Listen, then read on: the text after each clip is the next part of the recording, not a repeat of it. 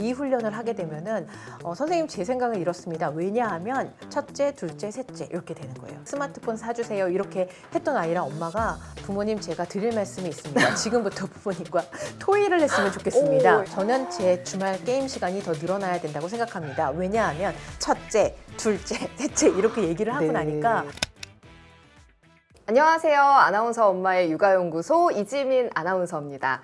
3에서 7세 유아 말하기 수업의 저자, 맛있는 스피치의 대표 원장 이윤정 원장님 모셨습니다. 안녕하세요. 네, 안녕하세요. 만나서 네. 반갑습니다. 오늘 두 아나운서 엄마의 육아연구소인데요. 네. 공통점이 또 하나 있어요. 뭐죠? 제가 두 아들을 키우고 있는데 또 여기도 두 아들 맘이시더라고요. 네. 근데 다른 점이 있다면 네. 그 두 아드님이 초등학교에서 둘 다 전교 회장을 지냈다고 하더라고요. 네. 그래서 한 명이면 사실 좀 그럴 수도 있다 싶은데 네. 두 아들이 모두 전교 회장을 했다고 하니까 네. 이건 정말 말을 잘해서인가 궁금해지더라고요. 네. 말을 잘해서라는 거에 대해서는 반은 맞고 반은 틀려요. 네. 왜냐하면 이 말을 잘한다라는 거는 누가 평가를 하죠? 이렇게 상대방이 평가를 하잖아요. 네. 그래서 아이들이 말만 잘해서는 회장이 될 수 있는 건 아니고 네, 네. 뭐 그렇다고 저희 아이들이 뭐 처음부터 잘했던 건 네. 아니고요. 말도 잘 못했고 어디 네. 가서 이렇게 툭탁툭탁 많이 싸움도 했었는데 네. 이게 초등학교 2학년 때인가 이 타이틀을 한번 걸고 나더니 반장을 한번 해보고 나니까 아이가 바뀌더라고요. 자, 첫 번째는요. 아이가 학교에서의 관찰을 하라고 해주세요. 네. 네. 큰애 같은 경우는 초등학교 6학년 1학기 앞두고 제주도로 전학을 갔어요. 어떻게 보면 아이들하고 가까워질 시간도 없고 그러네요. 이 존재를 알릴 시간이 없었는데 예. 가자마자 회장 하고 싶니? 하고 싶대요. 그러면 애들을 잘 관찰을 해봐. 그래서 관찰한 끝에 2학기를 앞두고 제주도는 비가 수시로 많이 오거든요. 네. 근데 다들 맞벌이 가정도 많고 그러니까 애들 다 비 맞고 다니는 게 자기는 좀 안쓰러웠다. 양심 우산을 설치하겠다. 다행히 학생회 그 예산이 있다고 그래갖고 그걸로 공약을 해서 또 전교 회장이 됐고 네. 예. 둘째 같은 경우도 1학기 때 자기 친구가 회장을 하는 거 보면서 운동장에 운동기구나 그 공놀이 시설은 많이 구비는 했는데 쓰레기통이 없더라. 그래서 친구들이 뭘 먹고 버릴 데가 없다 보니까 지저분해지고 또 버리러 저기 식당까지 가야 되고 이런 부분들이 불편함이 보여서 쓰레기통을 설치하겠다. 그 다음에 이제 두 번째 공약은 3개까지만. 너무 많아도 안 좋고. 네. 그리고 3개가 좀 구체적으로 우와 이야 이런 것들이 나올 수 있게끔 내 마음을 읽어주네, 내가 학교에서 좀 불편했던 걸 제가 알아주네 할 수 있는 공약. 그 다음에 이제 세 번째는 그걸 바탕으로 나한테 가장 잘 맞는 이미지 메이킹을 해줘야 돼요. 가끔은 지난 학기에 애가 노래 불렀더니 됐어요. 지난 학기에 애가 꽁트했더니 됐어요. 네. 우리 애도 시켜주세요. 물론 할 수는 있죠. 근데 아이가 그거를 소화하지 못하면 오히려 연설 나갔다가 놀림거리가 될 수가 있어요. 만약에 내가 약간 모범생 스타일이고 좀 점잖은 스타일이면 그냥 그 이미지에 맞게 나는 여러분에게 친절함을 줄 수 있는 정보를 많이 줄 수 있는 신뢰감 있는 후보. 네, 그런 후보가 네. 되고 싶다. 아니면 조금 개그기가 있거나 아니면 네. 웃기는 친구들 같은 경우는 그걸 잘 활용을 유쾌한 해서 친구. 자, 네. 여러분의 학교 생활을 재밌게 드리겠습니다 이러면서 약간 꽁트를 어. 넣거나 CM송 같은 거 네. 그런 노래를 하는 게 이 아이 이미지에 맞는 거죠. 그래서 아이에 맞는 연설문 그걸 잘 표현할 수 있는 시각적인 거, 청각적인 거 이런 부분들을 연습을 하면 거의 뭐 90% 이상 당선이 되죠. 그렇군요. 이 세 가지. 네. 근데 순서가 중요하네요. 중요해요. 아, 첫 번째. 그래요? 첫 번째가 제일 중요하죠. 그러니까 그냥 1, 2, 3은 아니네요. 네, 뭐 공약과 스피치만 준비를 하시는데요. 이 두 개가 제대로 먹히려면 아이가 학교와 반을 잘 파악하는 그 연습이 먼저. 사실 이건 필요해요. 단기간에 되는 건 아니잖아요. 그렇죠. 장기전으로 보는 게 사실은 회장 연설이에요. 아이들이 초등학교 때 학원에 보내는 대신 집에서 다른 것들에 집중하셨다고 하셨는데 네. 어떻게 이게 영재원 준비에 도움이 됐나요? 사실 뭐 영재원을 보내려고 했던 것보다는 제가 이제 학원을 하면서 영재원 면접 수업을 많이 했잖아요. 네. 그래서 느낀 건 영재원은 이미 영재가 가는 게 아니고 영재의 자질을 보여주는 아이들을 보내는 곳이더라고요. 근데 그런 아이들을 잘 관찰을 해보니 아이들이 모든 사물에 대해서 왜? 이건 왜 그럴까라는 궁금증을 갖는 거고 또 그거를 끝까지 해내는 과제 집착력이라는 그런 부분들이 보이는 것 같아서 아 이거를 집에서 좀 많이 키워줘야 되겠다. 페트병을 갖고선 배를 만들거나 아니면은 종이 박스 이제 택배 많이 받잖아요. 그 택배 박스를 갖고 뭐 자동차도 만들고 집도 만들고 할 때 아이가 이렇게 만들면 지붕이 더 탄탄해져 아니면 페트병에 바퀴를 어떤 소재로 하느냐에 따라서 달라져 이런 이야기들을 계속 하는 거예요. 그래서 큰애 같은 경우는 재활용을 갖고선 동전 불리기도 만들고 그다음에 배 같은 거 많이 만들고 그다음에 자기가 살고 싶은 집 자기가 방이 있지만 집은 아니잖아요. 네. 그래서 집에서 나는 현관에서 바로 내 방이 앞에 있었으면 좋겠어. 그래서 제습기나 아니면 큰 가전 제품 하고 나면 큰 박스 있잖아요. 한 번도 제대로 버린 적이 없어요. 다 아이가 집도 만들고 자동차도 만들고 하면서 그 과정에서 또 이제 아빠가 디자인과 공학 쪽을 전공을 하다 보니까 이렇게 했을 때 무게중심을 어느 쪽으로 가는 게 좋을까? 각도를 어떻게 했을 때 더 안정적으로 할 수 있을까? 이런 것들을 계속 대화를 나눠줬거든요. 그 했던 게 이제 영재원 면접이나 영재원 프로젝트 할 때 되게 도움이 됐다고 하더라고요. 할 수 있는 이야기가 정말 많았겠네요. 네네. 집에서 긴 호흡으로 내가 뭔가를 만들어보고 질문해보고 엄마 아빠랑 대화 나눠보고 했던 그 많은 것들이 진짜 경험이 됐을 것 같아요. 네, 좀 아빠가 T거든요. 네. 네, T다 보니까 질문이 많아요. 이거 왜 이런 거야? 오, 이건 네. 왜 그럴까? 그러다 보니까 아이들이 자꾸 생각을 하게 되는 거예요. 네. 그냥 무의식적으로 습관적으로 하던 행동도 왜 승원이는 세수부터 해? 양치부터 안 하고? 그러면 아무 생각 없이 했던 행동에도 생각을 하게 되잖아요. 그리고 저한테도 남편이 질문을 하는 게 왜 참기름을 처음부터 넣어? 김치찌개 끓일 때 참기름은 마지막에 넣어야 돼. 왜냐하면 이게 열을 가했을 때 약해지는 게 참기름이기 때문에 이런 과학적인 원리를 설명을 하면서 질문을 하다 보니까 아이들도 뭘 하나 사물을 접하더라도 왜 그럴까? 아빠 이건 왜 이래? 질문을 하면서 생각하는 연습을 많이 했던 게 영재원 준비하는 데 좀 도움이 됐던 것 같아요. 아, 평소에 왜를 생각하는 그런 습관이 생긴 거군요. 네. 근데 그 말투도 좀 중요한 것 같아요. 그쵸. 그러니까 왜 세수를 먼저 해? 왜 그 정말 왜 그랬지? 내가 뭐 때문에 그렇게 하는 거지? 이렇게 과정을 생각해 볼 수 있지만 너는 왜 세수를 먼저 해? 내가 뭐 잘못됐나? 아, 세수를 먼저 하면 안 되는구나. 이게 왜라는 질문이 사실은 왜 참기름을 먼저 넣어? 이거 싸우자는 건가? 네. 이렇게 느낄 수도 있잖아요. 그래서 이제 저희 네. 남편하고 처음에 그것 때문에 많이 싸웠어요. 그니까요.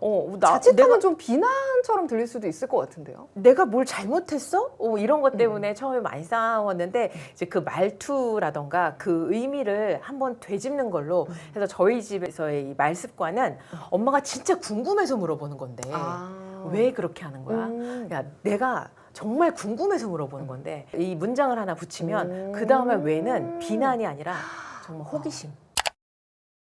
이렇게 질문을 하고 왜를 물어보는 게 좀 하부르타 질문법 이런 것과도 좀 비슷하다는 생각이 그렇죠. 드는데 맞나요? 네, 그 맞습니다. 일상에서도 그런 질문들을 그 엄마로서도 많이 하시는 편인가요? 네, 아이들한테도 뭐 어떤 행동에 대한 것도 있겠지만 감정. 어제 친구가 유치원에 또는 학교에 누가 뭐 결석했어, 아팠어 이런 얘기를 그냥 자연스럽게 하면 그때 기분이 너는 어때? 왜 그런 기분이 들었어? 그거는 왜 좋아? 어떤 부분이 좋은 것 같아? 그래서 이제 이렇게 MC를 하시지만 제가 집에서 MC 역할을 많이 해요. 저도 그동안 방송을 좀 생방송 MC를 많이 하다 보니까 그런 것들을 이제 아이들한테 하는 거죠. 아이들한테 제가 무슨 얘기가 하고 싶어서 저 얘기를 꺼냈을까? 엄마 나 저 파란색이 좋아. 그럼 저 파란색이 왜 좋을까? 어떤 부분이 좋을까? 나 이 놀이 하고 싶어. 이 놀이를 하고 싶은 이유가 뭘까? 특히 고등학교 고학년 올라가면 애들이 게임 때문에 이제 엄마랑 갈등을 네. 많이 할 때 그거를 물어보셔야 돼요. 왜 이 게임을 하는지.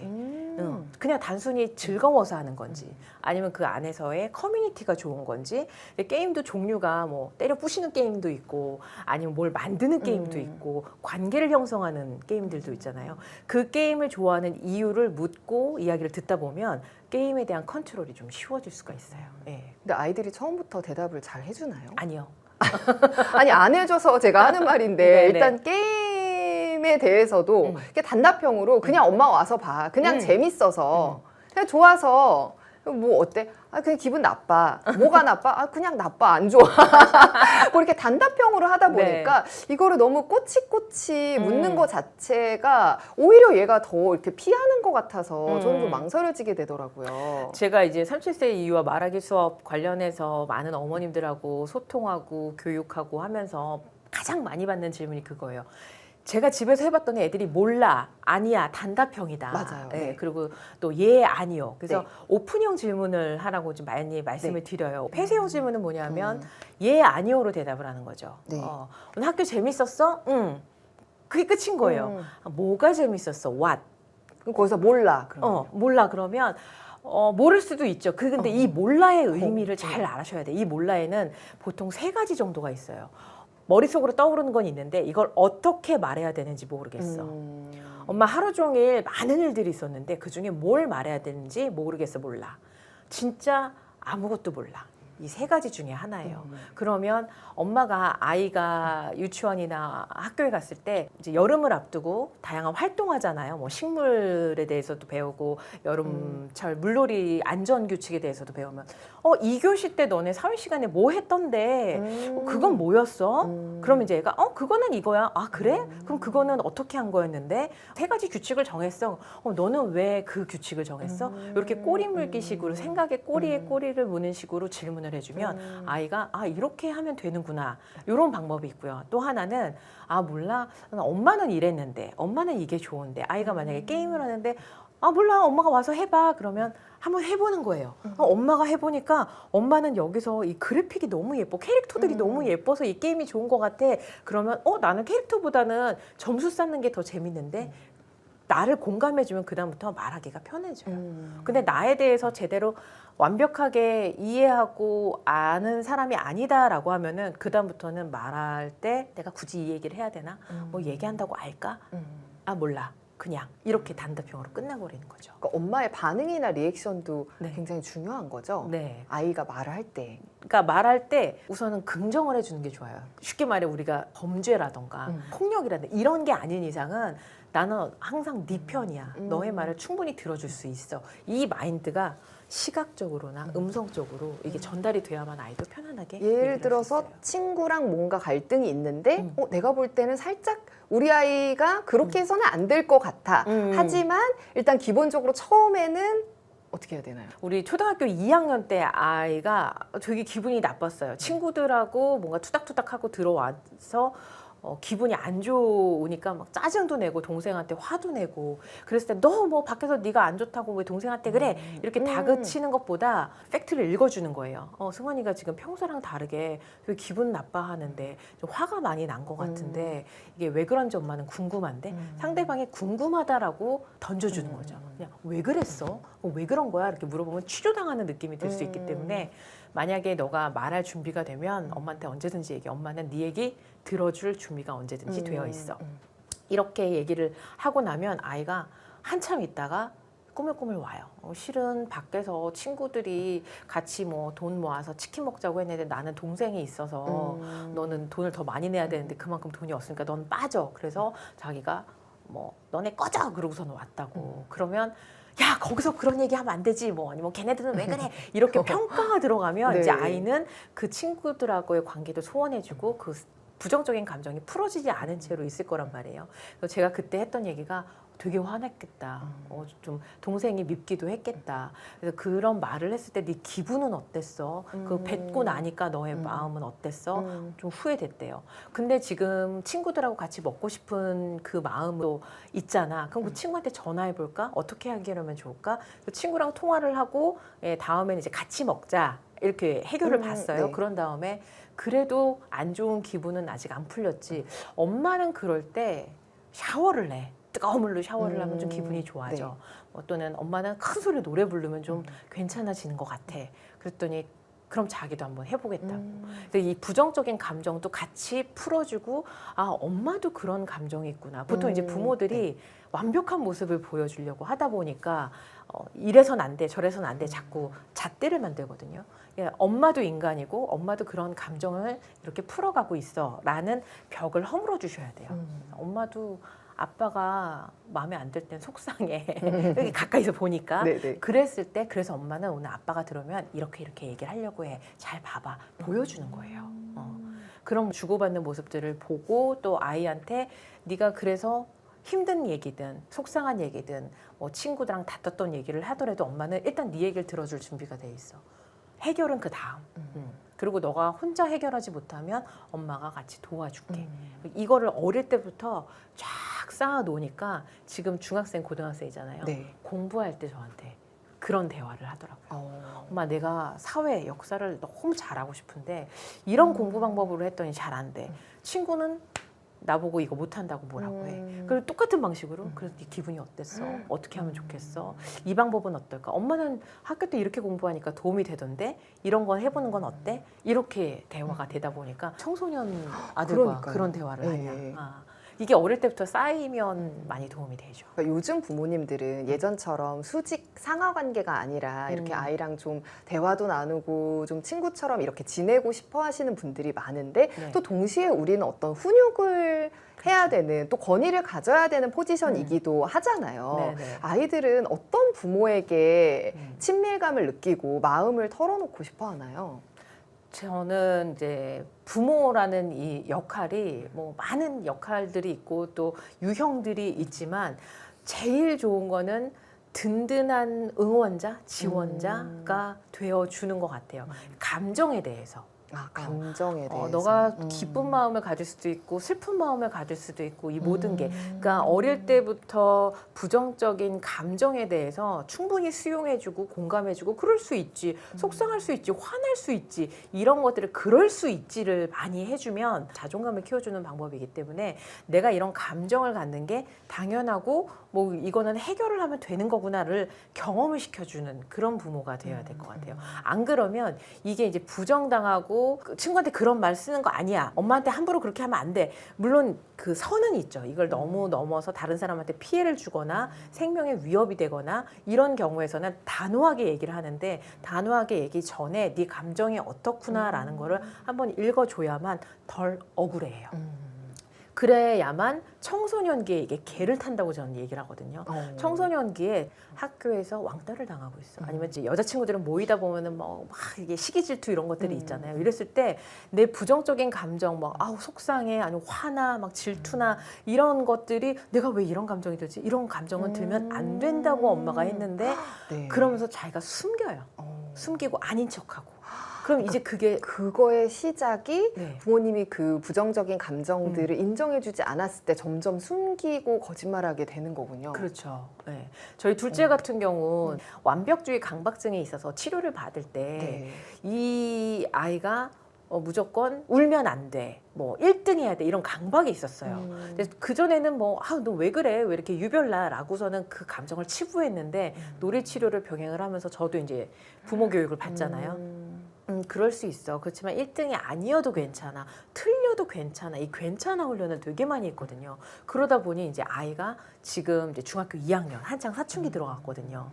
여자친구를 계속 만나고는 싶은데 자기가 이걸 컨트롤할 자신은 없고 또 헤어지고 싶은 마음도 들고 근데 이걸 말을 할까 말까 이런 것들을 다 저한테 꽁냥꽁냥 얘기를 해주더라고요. 네. 괜찮아. 이럴 수 있어. 충분히 그래. 그리고 회사나 밖에서 안 좋은 일이 있으면 집에 와서 표정 관리 안 될 때 있잖아요. 네. 그랬을 때 이거를 이제 태도로 아이들한테 하기보다는 엄마가 오늘은 밖에서 이러이러한 일들이 있어서 너무 속상해, 너무 화가 나. 그래서 엄마 좀 잠시 화를 다스리는 동안 좀 기다려줬으면 좋겠어. 아니면 엄마는 이렇게 풀 거야를 보여주면 아이들이 사람이 저런 부정적인 감정도 가질 수 있구나. 그거를 엄마도 경험을 해보니까 내 마음도 이해해줄 수 있겠네. 이렇게 되는 거죠. 요즘 뉴스나 이런 것들을 보면 또 심각한 일들도 많다 보니까 왕따를 당하거나 아니면 아이가 학업 스트레스로 정말 견디기 힘들 만큼 힘들 때 혹시나 내가 그걸 못 알아차리고 그러면 어떡하지라는 불안감도 있는 게 사실이거든요. 네네. 그 모든 게 거기서부터 시작이 되는 거네요. 네네. 부모에게 나쁜 감정을 말해도 괜찮다. 그걸 인정해주는 그 부분을 정말 유아기 때 네. 노력을 해봐야 아까 말씀하신 청소년기에 개를 타는 경험을 적금 쌓는 거예요. 네. 그동안 쌓아온 적금이 날아가지 않고 거기서 이제 정말 좋은 결과가 있을 수가 있겠네요. 네. 그러니까 아이들한테 아까 이제 훈육 부분을 말씀을 하셨는데 그래도 애들이 그렇게 되다 보면 너무 버릇없어지지 않아요. 뭔가, 맞아요. 예, 뭐 예. 행동이 나빠졌을 때는 어떻게 해야 되나요? 제가 지인들하고 이제 애들 데리고서 한번 여행을 간 적이 있었는데 이제 엄마들끼리 여기서 커피 한잔 하고 저 위에서 아이들끼리 막 노는데 저희 이제 형제가 그때가 아마 4살, 2살 뭐 이럴 때였는데 둘이 이제 장난감 하나 갖고 놀다가 이제 싸운 거예요. 그래서 둘째가 앙 하고 울고 큰애가 이제 장난감을 뺏었겠죠. 그래서 이모 뭐 얘네가 지금 싸워서 지환이 울어요. 그럼 이제 제가 거기를 달려갈 때 애들의 반응이 어땠냐면 이제 너 하나 죽었다. 너네 엄마 이제 큰일 났다. 그리고 이제 엄마들도 야, 이거 큰 소리 한번 나겠는데 싶었는데 제가 딱 가서 지환아 왜 울어? 승환이 어떻게 된 거야? 인터뷰를 하는 거죠. 우리가 이렇게 취재하듯이 이거 왜 이렇게 됐어? 이 상황이 어떻게 됐어? 그러면 지환아 너는 어떻게 했으면 좋겠어? 장난감은 하나인데 어떻게 했으면 좋겠어? 거기서도 또 질문하는 거네요. 네. 그러면 이제 아이가 2살, 3살인데도 나는 이만큼 가지고 놀았으면 좋겠어. 뭐 형은 이거 원래 내 건데 지환이가 갖고 놀았잖아. 그럼 내 거니까 내가 먼저 하고 싶어. 둘 다 하고 싶은데 장난감은 하나야. 그러면은 누가 양보를 해야 될까? 어떻게 양보를 하면 좋을까? 그러면 누가 제일 기분이 상하고 서로 공평할까? 이걸 이제 아이들하고 계속 대화를 나눠서 결론은 자기가 10분 동안 갖고 놀고 그 다음에 지환이한테 주겠다. 그럼 지환이 괜찮아? 형이 먼저 갖고 놀고 그 다음에는 50분을 네가 갖고 놀아도 된대. 그래도 괜찮아? 괜찮대. 오케이. 그러면 10분 뒤에 알람 맞춰놓고 바로 주는 거야. 대신에 동생 때리는 건 아니야. 울리지 마. 이렇게 딱 엄하게 저음으로 딱 얘기하고서는 딱 내려오니까 다들 놀란 거죠. 저런 갈등 상황에서 훈육도 하면서 아이 마음도 읽어주고. 그 2가지를 동시에 이루어줘야 돼요. 감정 읽기, 의견 듣기, 그 다음에 아닌 건 아니야. 그리고 이제 아닌 것들을 하지 마, 이렇게 해야 돼 라고 하기보다는 엄마는 너네가 싸우지 않고 재밌게 놀았으면 좋겠어. 기대. 엄마나 다른 사람들이 이런 기대를 하고 있다는 거는 아이메시지라고 얘기하거든요. 그렇게 얘기를 하면 이제 아이들은 내가 여기서 엄마의 기대, 엄마의 부응에 맞춰서 이렇게 해줘야 되겠구나. 이렇게 움직이는 거죠. 정말 도움이 되겠네요. 네.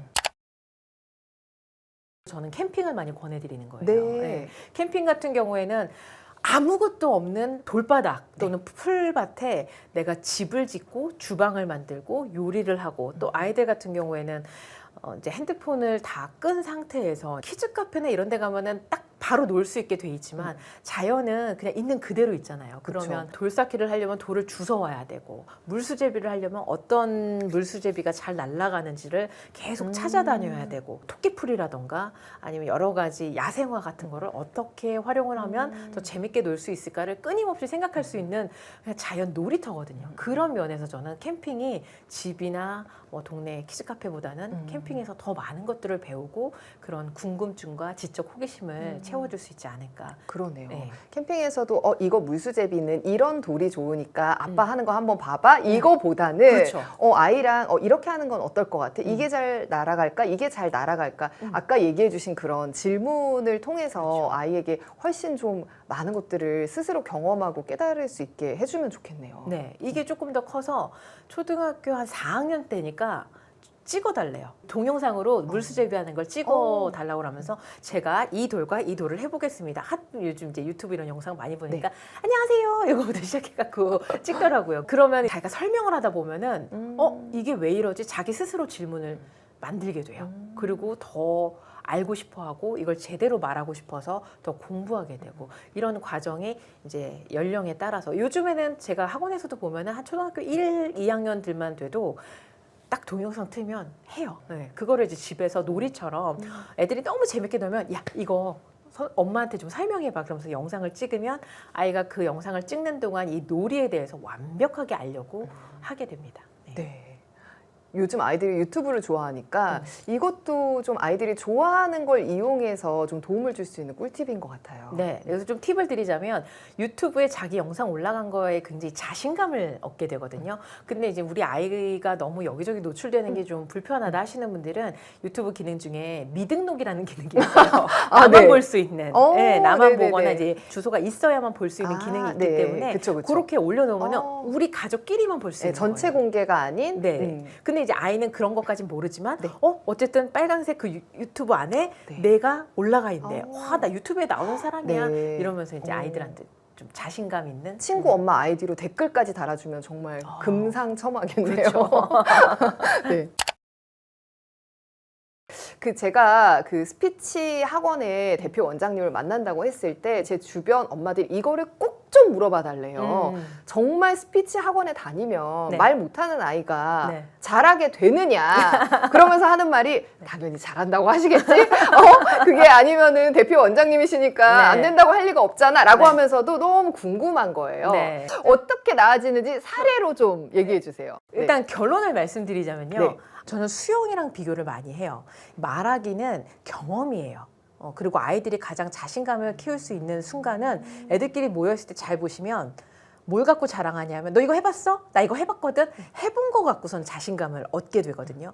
그러면 수영을 비교를 하면 아이들이 물장구 집에서 목욕놀이만 하던 아이들은 워터파크 데려가거나 바다 데려가면 그렇게 물 좋아하던 아이도 어떻게 놀 줄을 몰라요. 그러니까 집에서만 말하던 아이들은 무대라는 바다와 워터파크에서 당황을 하는 거죠. 어떻게 해야 될지 모르기 때문에. 그런데 자, 집에서랑 다르게 바다에서는 튜브를 갖고 노는 게 좋아. 발차기는 이렇게 하는 게 좋아. 호흡은 이렇게 하는 게 좋아. 라고 가르쳐주고 해보면 그다음부터 나 아빠랑 바다 가서 놀아봤어. 나 워터파크에서 신나게 놀아봤어. 그러면서 자신감을 얻게 돼요. 그러니까 함구증이라던가 말을 잘 안 하거나 예민한 기질 또는 소심한 기질의 아이들은 내가 2사람, 3사람 앞에서 말해본 적이 없어요. 말의 내용은 똑같지만 내가 엄마랑 1대1로 하는 것과 4대1로 하는 거는 전혀 다른 거거든요. 그 경험이 없는데 엄마들은 야, 너 엄마 앞에서는 그렇게 말 잘하는 애가 왜 이모 앞에서는 못해? 이게 되는 거예요. 상황이 바뀌었기 때문에. 그래서 바뀐 상황에 대한 연습을 많이 시켜주고 이제 저희 애한테 왔을 때는 그 모습을 찍어서 보여줘요.